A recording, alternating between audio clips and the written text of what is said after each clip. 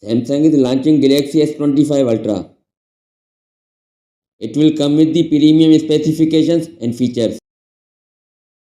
It will be a super flagship like its other models.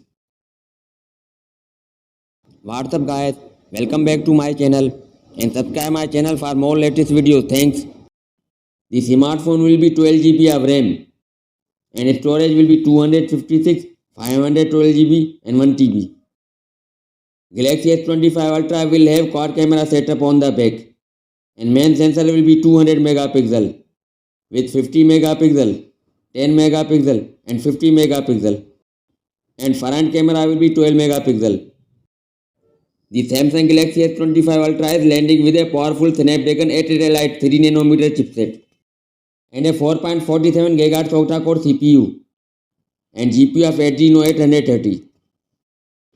The smartphone will be dynamic LTPO AMOLED 2X touch screen display with 6.9 inches display screen size and resolution of 1440 by 3120 pixels, 498 ppi and 120 Hz refresh rate and protection of Corning Gorilla Glass Armor 2. There will be under display ultrasonic fingerprint reader for phone security. It is fitted with a large 5000 mAh battery.